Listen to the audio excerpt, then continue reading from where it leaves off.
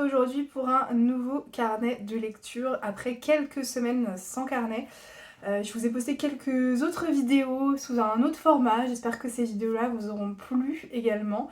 Je vous ai posté un petit book haul, le contenu de ma palle pour ce printemps, tout ça, donc j'espère que ça vous aura plu, mais c'est bon, on reprend les bonnes habitudes et on est reparti.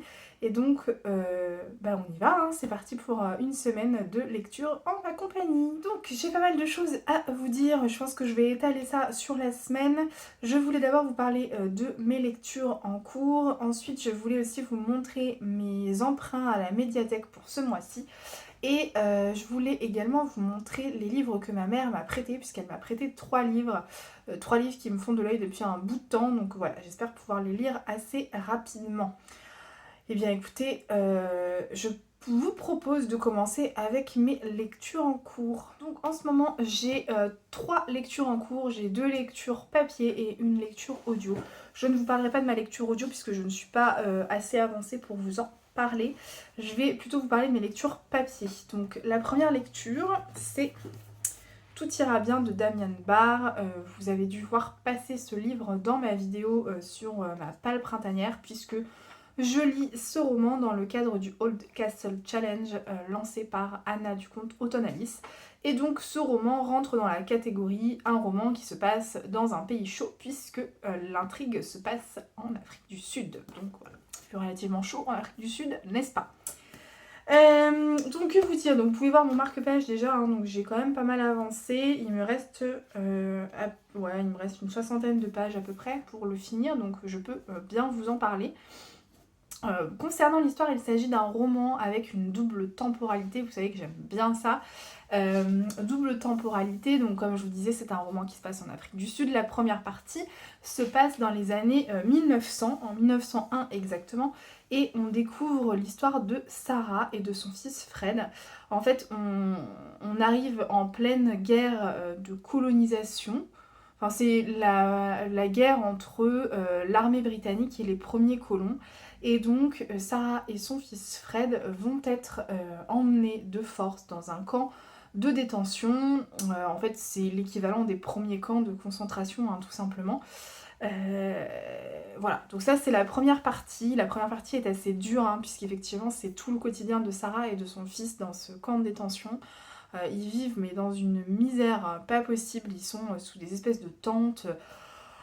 Pour le coup, c'est pas forcément la fraîcheur qui leur pose de problème comme ce qu'on a pu voir dans les années 1940 avec la Deuxième Guerre mondiale. Là, pour le coup, c'est vraiment la chaleur qui est compliquée. Ils ont très peu d'eau pour boire. Ils s'alimentent très peu puisqu'on leur donne très peu de nourriture, bien sûr. Voilà, il y a énormément de maladies. On parle de malaria, on parle de rougeole aussi, je crois. Enfin bon, c'est assez dur le quotidien qui est décrit dans ces pages-là, faut être assez accroché quand même. Donc ça c'est la première partie.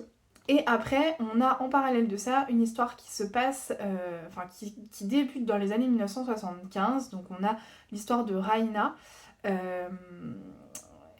Et donc voilà, on suit un peu son histoire et on suit toute sa descendance. Donc on va suivre notamment l'histoire de sa fille Irma et de son petit-fils Will. Et donc ça va plus spécifiquement se pencher sur l'histoire de Will dans les années 2010. Et donc Will, il a 16 ans, c'est un adolescent qui est un petit peu dans son monde.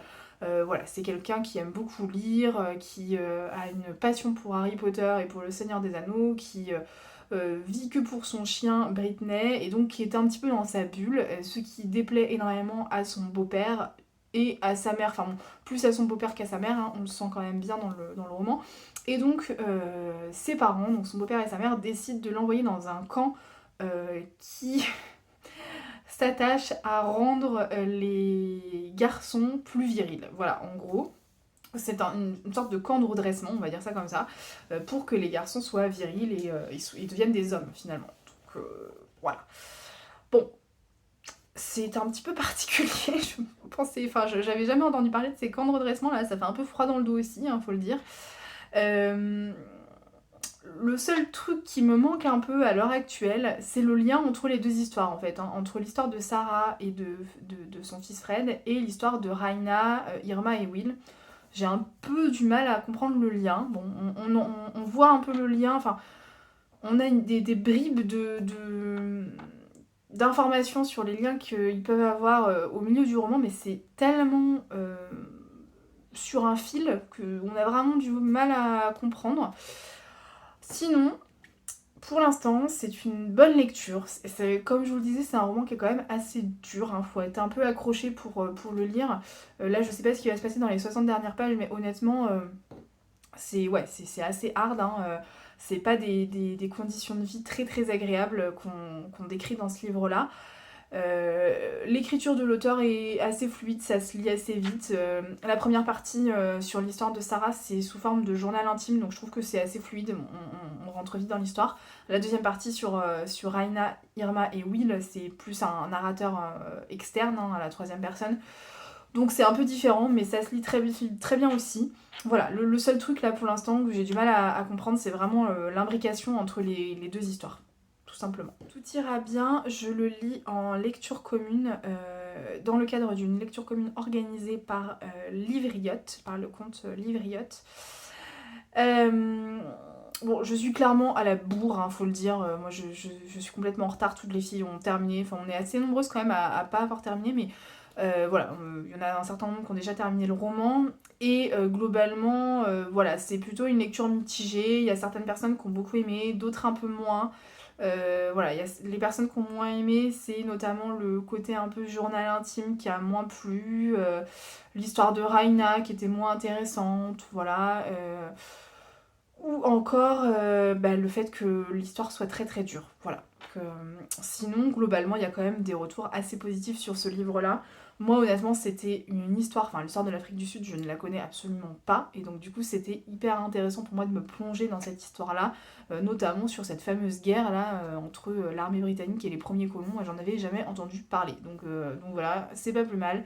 Comme quoi, il y a énormément de choses qu'on ne connaît pas sur l'histoire, et c'est toujours enrichissant et intéressant de se plonger dans des romans historiques, ne serait-ce que pour ça. En parallèle de cette lecture, je suis toujours plongée dans ma lecture de Mary Barton de Elisabeth Gaskell, qui est le roman du parcours victorien du mois de février. Oui, vous avez bien entendu, c'est le mois de février, je suis complètement en retard, va falloir que je me bouge un peu les fesses. Le problème étant que Mary Barton, pour l'instant, je ne suis pas hyper emballée. Là, je suis à 100 pages, il m'en reste encore bien 200. J'avance vraiment à pas d'escargot. Je l'ai un peu mis de côté pour lire Tout ira bien de Damien Barr. Donc je sais pas si je vais y arriver en fait, hein, tout simplement. Pour vous en dire un petit peu plus sur l'histoire de Mary Barton, donc il s'agit d'un roman qui se passe en Angleterre, à Manchester, dans les années 1865. Donc, on fait la connaissance de Mary Barton, qui est la fille d'un ouvrier syndicaliste avec des positions assez radicales. Et en fait, on retrouve bien la plume de Elisabeth Gaskell, puisque c'est un peu comme dans Nord et Sud. On est plongé dans le monde ouvrier. Là, en l'occurrence, c'est dans le monde des filatures, les filatures de Manchester. Et du coup, on retrouve un peu toute cette ambiance syndicaliste, vindicative, etc. Marie, elle est apprentie couturière, elle vit seule avec son père et elle est courtisée par deux jeunes hommes, par James Wilson, qui est le fils d'un ami de son père, et par Harry Carson, qui lui est le fils du patron des filatures de Manchester. Voilà, et donc elle va devoir choisir entre les deux, bien évidemment, c'est pas la même classe sociale et compagnie, et puis il y a quand même son père qui est quand même très syndicaliste. Donc voilà, c'est toute cette histoire-là. Bon, honnêtement, autant j'avais dévoré Nord et Sud, autant celui-là j'ai un peu plus de mal. Je sais pas trop pourquoi, parce qu'en soi l'histoire elle est plutôt sympathique, mais je sais pas, j'ai un peu du mal à m'accrocher. J'ai un peu. Alors des fois je fais une prise d'un élan et j'arrive à lire une trentaine de pages, on va dire, sans trop m'essouffler, et puis des fois ça m'ennuie un peu et du coup je lis 5 pages et puis à un moment donné j'en ai marre, donc bon, voilà. Écoutez, je vous tiens au courant quant à l'avancée de ma lecture, mais en tout cas ce qui est sûr c'est qu'il faut que je me bouge les fesses rapidement, parce que à ce rythme là je ne vais pas pouvoir lire la lecture du mois de mars, qui est un livre d'Anthony Trollope. Donc j'aimerais bien quand même me dépêcher, surtout que j'ai déjà choisi ma lecture et il s'agit de Œil pour œil. Et j'ai très envie de le lire, donc voilà, je vais essayer de me dépêcher. Sinon, je vous disais que je voulais vous montrer les emprunts que j'avais fait à la médiathèque. Donc le premier roman que j'ai emprunté, c'est 1984, donc c'est un roman graphique, donc c'est bien sûr basé sur l'histoire de George Orwell, mais c'est dessiné par Xavier Coste aux éditions Sarbacane. Je ne connais absolument pas 1984, je ne l'ai pas lu. J'ai lu La ferme des animaux de George Orwell, mais j'ai pas lu 1984, donc j'avais bien envie de le découvrir sous format bande dessinée. Donc, je vous montre un peu les planches, hein. Les dessins sont assez sombres. Les couleurs sont très très sombres aussi, hein, comme vous pouvez le voir. Mais ça me faisait bien envie, enfin, ça fait longtemps que je veux lire ce roman, donc voilà, on va le tenter déjà en roman graphique et puis on verra. Et le deuxième roman que j'ai emprunté, rien à voir, c'est La jeune fille et la mère aux éditions d'Argo de Catherine Meurice. Donc je ne le connais absolument pas, mais je trouvais les dessins assez sympathiques. Je les trouve assez doux, pour le coup, beaucoup plus colorés, beaucoup plus jovial. Je crois que ça se passe au Japon, mais je ne veux pas vous dire de bêtises. Oui, ça se passe au Japon. Voilà. Donc écoutez, je vous en reparlerai quand je les aurai lus. Je pense que j'ai assez parlé pour aujourd'hui. Je vais vous laisser ici. Voilà, j'espère que cette petite introduction vous plaira et que vous ferez déjà des petites découvertes littéraires. Voilà, je vous ai laissé aussi, enfin je pense que je vous les mettrai au début, mais je vous ai mis quelques films, pardon, de notre week-end en Bretagne, puisque ce week-end on est parti en Bretagne profiter un peu du temps printanier, c'était très sympa. Donc voilà, donc j'espère que ça vous plaira, et puis on se retrouve un petit peu plus tard. Je vous montrerai du coup les romans que ma mère m'a prêtés qui me tentent bien, et puis je vous en dirai un peu plus sur mes lectures en cours, en sachant que j'espère quand même au moins terminer Tout ira bien assez rapidement, et puis bon, Marie Barton, écoutez, on va faire ce qu'on va pouvoir, hein. Voilà, bon je vous reprends plus tard.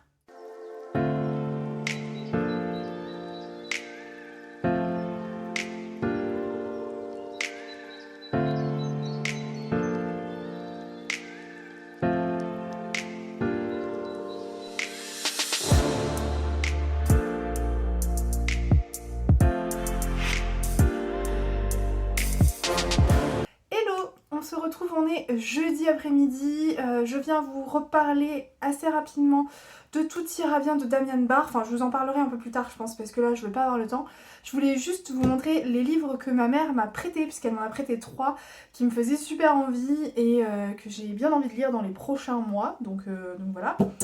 Ce sont des livres historiques, voilà, encore une fois. Et ce sont des livres que vous avez probablement dû voir passer sur les réseaux sociaux ou sur YouTube, parce que on en entend pas mal parler ces derniers temps. Il y en a d'ailleurs certains qui sont sortis, ils sont sortis il y a pas très longtemps, tous les 3 je crois, hein, d'ailleurs. Donc, le premier que je vais pas lire tout de suite, je pense, parce que le sujet, voilà, je pense que je vais attendre un peu d'être psychologiquement prête pour ça. C'est Le pavillon des combattantes de Emma Donoghue, je sais pas comment ça se dit, enfin, voilà, Le pavillon des combattantes. C'est une histoire qui se passe en 1918 en Irlande, à Dublin, je vais dire à Berlin, pas du tout, à Dublin. Et on suit le quotidien de Julia Powell, qui est... Power, pardon, qui est une infirmière qui travaille dans un service réservé aux femmes enceintes qui sont touchées par la grippe espagnole. En fait, on est en plein dans l'épidémie de la grippe espagnole, donc voilà, apparemment c'est quand même... Enfin, faut être psychologiquement bien pour pouvoir lire ce roman, parce que y a beaucoup de descriptions médicales, il me semble, donc voilà. Mais c'est un roman qui me fait vraiment de l'œil. Un roman qui me faisait beaucoup de l'œil, c'est celui-ci. En plus, j'adore la couverture, je la trouve trop belle. C'est L'orpheline de Foonling. Je sais pas comment ça se dit. Voilà, ça se prononce, de Stacey Halls. Et donc là, en l'occurrence, on est en 1748 et c'est l'histoire de Bess qui tombe enceinte, qui accouche d'une petite fille et donc qui est contrainte d'abandonner sa petite fille dans l'orphelinat de l'hôpital de sa ville. Et 6 ans plus tard, elle retourne à l'orphelinat pour récupérer sa fille puisqu'elle peut enfin s'en occuper. Et on lui apprend qu'une femme s'est fait passer pour elle et a emmené sa fille. Voilà. Donc ça c'est le postulat de départ. Hâte de voir un petit peu ce que ça donne. Apparemment il est vraiment pas mal. Enfin, en tout cas ma mère elle l'a beaucoup aimé. Donc, et j'ai vu pas mal j'ai vu pas mal de bons avis, d'avis positifs sur ce roman-là. Le dernier, c'est Le Diamant de Saint-Pétersbourg de Kate Furnivall.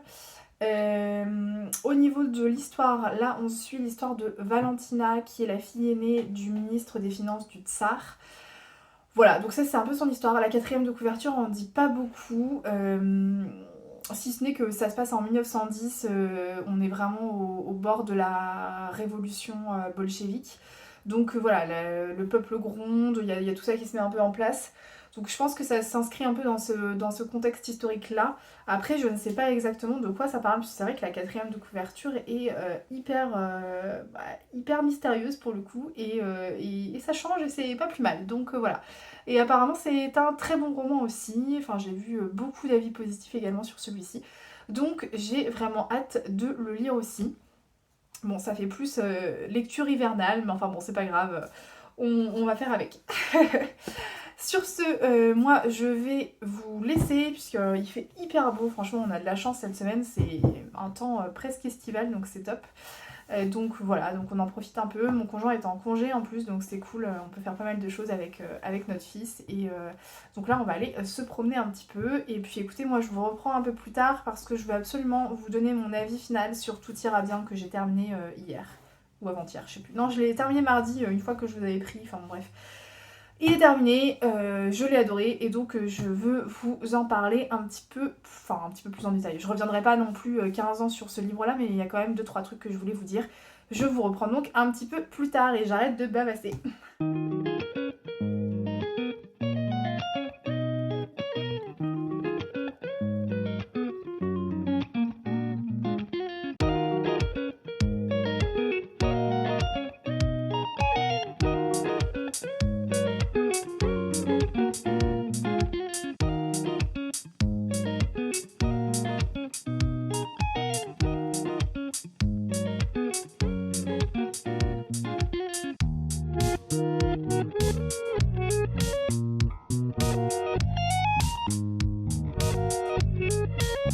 Hello! Bon, je vous reprends enfin, on est vendredi midi, il est 13h50, je suis désolée, j'ai finalement pas eu le temps de venir vous reparler hier, ça a été un peu la course.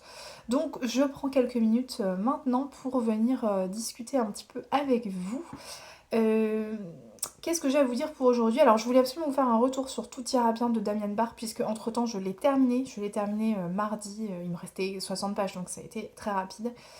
Je ne vais pas en reparler des heures et des heures parce que j'en ai déjà longuement parlé en début de vidéo, mais je voulais quand même revenir sur les 60 dernières pages. Je voulais vous prévenir, ce sont 60 pages qui sont très très dures. Honnêtement, je les ai trouvées plus dures que le reste du roman, et pourtant le reste du roman fallait déjà être bien accroché. Je vous dis ça tout simplement pour que vous soyez un petit peu attentifs. Si vous souhaitez lire ce livre, choisissez la bonne période pour le lire. Si vous êtes un peu déprimé ou un peu en manque de motivation, c'est peut-être pas la lecture qu'il vous faut pour cette période-là. Et je pense qu'il faut être bien accroché, bien dans sa tête, il faut être psychologiquement bien pour pouvoir commencer et terminer ce roman d'ailleurs parce que c'est assez dur. Ouais, c'est pas une lecture très joyeuse, donc voilà, faut le savoir. Sinon, moi, mon avis sur le roman n'a absolument pas changé avec ces 60 dernières pages. C'est une lecture que j'ai trouvée bouleversante, qui m'a marquée et qui me marquera, je pense, encore longtemps. C'est vraiment une lecture qui reste en tête. Et c'est hyper intéressant, hyper enrichissant sur toute l'histoire de l'Afrique du Sud notamment. Enfin moi vraiment tout ce qui était toute la partie sur la guerre entre l'armée britannique et les colons, c'est quelque chose que je n'avais pas du tout en tête. Donc voilà, c'est une belle découverte, un bon roman historique et je vous le recommande vivement. Sinon, je suis toujours dans Marie Barton de Elisabeth Gaskell. Je n'ai pas énormément avancé depuis que je vous en ai parlé mardi, j'en suis à la page 167, donc je suis à la moitié du roman. Il me reste encore 160 pages à lire. J'avance pas, mais j'avance pas parce que j'y arrive pas en fait. Je trouve que la lecture est compliquée. L'écriture de l'auteur est assez... j'allais dire assez fluide. Oui et non, elle est un peu... Enfin, on sent que c'est du Elisabeth Gaskell, hein, ça on va pas se mentir. C'est une écriture assez travaillée, qui parfois est un peu complexe. Mais c'est pas vraiment ça qui me dérange dans ce roman, c'est le fait que, bah, en fait, il se passe pas grand chose. Voilà. En fait, le roman, c'est surtout les pensées de Marie et tout. Enfin, ouais, ces allers-retours, on a un peu du mal à la suivre. Un coup, elle sait pas ce qu'elle veut en fait, hein, tout simplement. Donc, un coup, elle veut se marier avec Jem Wilson, un coup, elle veut plutôt être avec Henry Carson, puis finalement, elle se rend compte qu'elle est pas amoureuse de l'un, mais qu'elle est amoureuse de l'autre. Enfin, bon, c'est un peu. Ouais, c'est long, c'est très long. Ça pourrait être très intéressant, mais c'est vrai que c'est très centré autour de cette histoire d'amour. Donc il y a quand même en fond toute la partie sur les syndicats, la filature à Manchester, etc. Mais je trouve que c'est quand même abordé en second plan. Et du coup, bah, c'est quand même Marie qui est au centre. Enfin, en même temps, le roman s'appelle Marie Barton, donc forcément, c'est Marie qui est au centre de l'histoire. Et bah, c'est long. Enfin, moi, j'arrive pas trop, ça prend pas trop avec moi. Donc, je sais pas trop ce que je vais faire. Enfin, honnêtement, j'aimerais bien le finir quand même, parce que ça m'embête d'être arrivé à 160 pages et de devoir l'arrêter comme ça. Donc, je vais me laisser ce week-end pour le lire. Je vais quand même essayer de lire autre chose en parallèle, hein, quelque chose d'un peu plus léger. Alors, soit un roman, soit pourquoi pas un roman graphique, là, un des deux que j'ai emprunté à la médiathèque et que je vous ai présenté plus tôt dans la vidéo. On va voir. Mais voilà, je vais essayer de le terminer. Je pense que je vais me laisser jusqu'à dimanche, grand maximum lundi, pour le terminer. Mais si j'y arrive pas, bah, j'abandonnerai parce que j'ai pas envie de me traîner un roman comme ça sur 3 semaines, un mois. Enfin voilà, ça fait déjà quand même... ouais, ça fait déjà au moins bien une semaine et demie que je suis dessus là. J'ai lu que 160 pages, donc bon, c'est pas énorme. Voilà ce que j'avais à vous dire pour aujourd'hui. Je vous reprendrai un petit peu plus tard. Là aujourd'hui il fait encore hyper beau donc ça c'est cool, on va en profiter. On a des amis qui viennent cet après-midi avec leur petite fille. Donc voilà, on va en profiter un petit peu et puis ben, moi je vous reprends plus tard.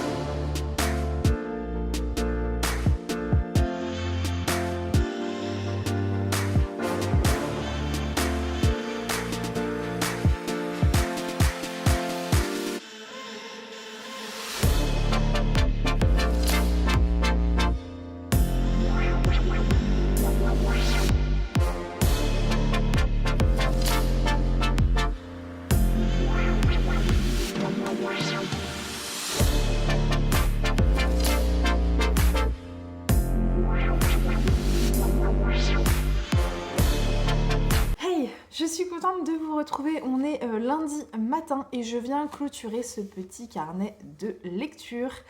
Voilà, bon, de mon côté, j'ai passé un très bon week-end, j'espère que vous aussi. Il a fait très très beau, je crois que c'était à peu près sur toute la France, donc j'imagine que vous en avez aussi profité. Et c'était très sympa, donc je vous ai mis un peu quelques petits extraits de films juste avant.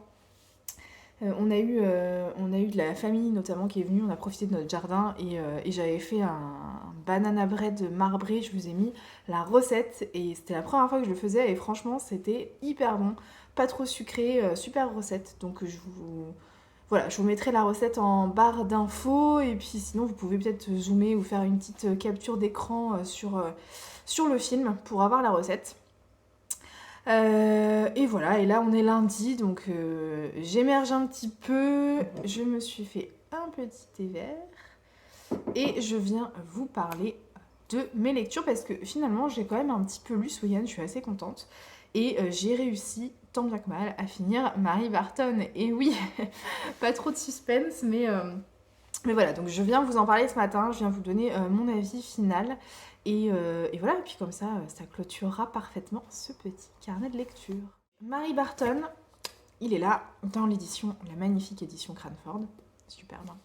Mary Barton, que vous dire sur ce livre? Alors je vais pas tout reprendre parce que j'en ai déjà un petit peu parlé, je vous ai déjà un peu parlé de l'histoire, donc je vais pas vous refaire un résumé, mais globalement ce que je peux vous dire c'est que j'étais quand même assez contente de découvrir autre chose, un autre écrit de Elisabeth Gaskell, puisque moi j'avais lu Nord et Sud, que j'avais beaucoup aimé, et donc j'étais un peu contente de voir ce qu'elle pouvait faire dans un autre registre. Et donc voilà. Mary Barton, c'est quand même plus qu'une romance victorienne, hein, il faut quand même le savoir.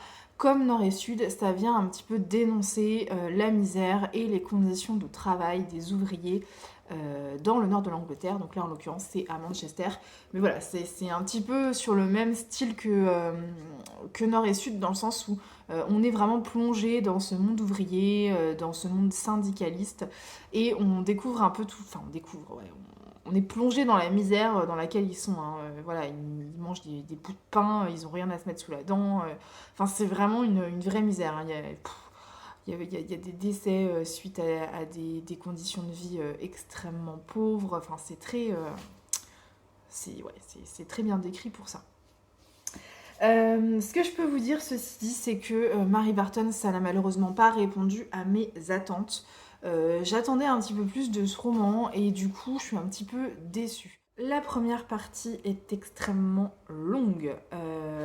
Je vous en avais déjà parlé, j'avais du mal à rentrer dans l'histoire. Franchement, c'est très descriptif et très lent sur les 150 premières pages. Il ne se passe pas grand-chose. Enfin, il se passe des choses, mais des choses qui ne sont pas assez prenantes pour qu'on soit entièrement embarqué par l'histoire. Donc du coup, moi, les 150 premières pages, je les ai vraiment subies. Heureusement, il y a un petit twist au niveau du milieu du roman et ça commence un petit peu plus à se mettre en place. L'intrigue débarque un peu plus. L'autrice vient prendre le temps de poser un peu les choses. Et là, on est un peu plus embarqué dans l'histoire. Heureusement, hein, parce que sinon je pense que je l'aurais abandonné, honnêtement. Donc ça, c'est plutôt un bon point. Sauf que l'intrigue en elle-même, malheureusement, ça m'a un peu déçue. J'ai tout de suite vu où l'autrice voulait en venir et il n'y a pas eu vraiment de suspense pour moi. Donc du coup, j'étais un peu sur ma faim. Certes, il y a un petit peu plus d'action, on tourne les pages un peu plus rapidement, on a presque envie d'y retourner. Mais malgré tout, c'est un peu trop prévisible à mon goût. Et du coup, bon, voilà, pas trop de surprises là-dessus. C'est un petit peu dommage. En toute honnêteté, c'est un roman qui me laissera pas un souvenir impérissable. Voilà. C'est un peu dommage. Ça l'a pas trop fait avec moi, Mary Barton. Marie, c'est un personnage qui est très sympathique, hein, mais je me suis pas forcément trop attachée à elle. Donc... bon, j'ai pas été très emballée. Franchement, si vous voulez mon avis, je pense que si vous voulez découvrir la plume d'Elisabeth Gaskell, moi je vous recommande mais 1000 fois de lire Nord et Sud, qui est un roman mais absolument génialissime. Et voilà, Mary Barton, honnêtement, ça m'a pas embarqué plus que ça. Enfin, moi, je vous conseille pas personnellement de découvrir la plume d'Elisabeth Gaskell avec celui-ci parce que vous risquez d'être déçu et vous risqueriez de passer à côté de Nord et Sud qui, pour le coup, est juste parfaitement bien dosé et qui est un très très bon roman. À vous dire sur Mary Barton, voilà, malheureusement on ne peut pas gagner à tous les coups. N'hésitez pas vous à me dire si vous avez lu cette autrice, si vous avez déjà lu Mary Barton et si c'est quelque chose qui vous a plu ou pas. Honnêtement, je serais curieuse de savoir ce qui vous a plu dans ce roman et au contraire ce qui vous a moins plu et si vous êtes un peu d'accord avec mon avis ou alors pas du tout. Donc n'hésitez pas à me dire tout ça en commentaire. En parallèle de ça, puisque j'ai un peu... la lecture de Mary Barton a été quand même un peu fastidieuse, donc j'avais envie de quelque chose d'un peu plus léger. Donc j'ai lu La jeune femme et la mère, que je vous avais montré un petit peu plus tôt dans la vidéo que j'ai empruntée à la médiathèque. Voilà, il me faisait un peu de l'œil, il l'avait mis dans les nouveautés, ils viennent juste de l'acquérir, donc j'étais contente de découvrir ce roman. Au niveau de l'histoire, c'est tout simplement une jeune femme européenne qui débarque au Japon et qui veut peindre tout simplement des paysages qui sortent un peu de ce qu'elle connaît. Donc bien sûr le Japon pour ça, c'est parfait. Et elle va rencontrer un autre peintre qui lui veut peindre une femme, je crois. Oui, c'est ça, peindre une femme, sans plus de détails. Et donc, c'est un peu toute la recherche de l'inspiration, aussi bien de la jeune femme que du peintre qu'elle rencontre. Et voilà. Bon, l'histoire en elle-même, elle casse pas trois pattes à un canard, hein. On n'est pas sur un scénario de folie. Mais je trouve que c'est plutôt léger, ça se lit plutôt bien. Il y a une belle touche humoristique que j'ai bien aimée, que j'ai trouvé assez agréable. Honnêtement, c'était très sympa pour passer un bon moment. Et, euh, et puis bah voilà, ça a fait le job, hein, j'ai envie de dire. Après Mary Barton, j'étais bien contente de me changer un peu les idées avec ce roman graphique. Au niveau des dessins, par contre, alors j'ai pas été hyper emballée. Je vous montre un peu, mais ouais. Voilà. Moi, je suis pas très très fan de ce genre de dessin. Je sais pas si vous voyez bien. C'est des dessins qui ont un trait de crayon assez gros. C'est pas très très fin comme dessin. Et du coup, moi, je suis pas très très fan. C'est pas... Vous voyez, je vous remets un peu là les planches. Mais c'est pas... Ouais, c'est pas quelque chose auquel je suis très sensible. Donc les dessins, ça n'a pas été terrible pour moi. Par contre, en revanche, les paysages sont juste mais magnifiques. Je vous montre, hein, je vous montre quelques paysages. Honnêtement, ça donne méga envie de partir au Japon. Non mais regardez-moi ça. Voilà. J'essaye de vous en montrer une dernière parce que franchement, elles sont superbes. Je vais pas vous spoiler tout le roman non plus, hein, mais... Ah, j'en avais vu une autre qui était trop belle aussi, que je voulais vous montrer. Ah oui, celle-là. Voilà. Si vous la voyez bien. Donc voilà, donc c'est un beau roman graphique. Moi, je vous le conseille si vous avez envie de faire un petit break avec une lecture un peu fastidieuse avant, bah, c'est juste très bien. Voilà, après, bon, si vous n'êtes pas très sensible au trait de crayon comme moi, ça peut peut-être vous déranger. Bon, moi, je suis passée un peu outre finalement. L'histoire me plaisait bien, et puis les paysages japonais était vraiment sublime, donc ça a pris un peu le dessus sur les dessins qui étaient moins à mon goût, on va dire. Voilà ce que je pouvais vous dire pour cette semaine de lecture. J'espère que vous aurez fait des petites découvertes littéraires, pardon, j'ai un peu de mal, et que vous aurez passé un bon moment en ma compagnie. Si vous avez aimé cette vidéo, n'hésitez pas à la liker, à la partager sur les réseaux ou autres. N'hésitez pas, moi je me ferai un plaisir de repartager derrière. Et puis, n'hésitez pas à commenter aussi. Dites-moi s'il y a des romans qui vous plaisent ou s'il y a des romans que vous avez déjà lus. C'est toujours un plaisir pour moi d'échanger avec vous sur ce sujet-là. Et puis écoutez, moi je vous dis à la semaine prochaine. Je pense que je vais ouvrir un autre carnet de lecture juste derrière. Comme ça, ce sera fait pour cette semaine. Voilà, à très bientôt!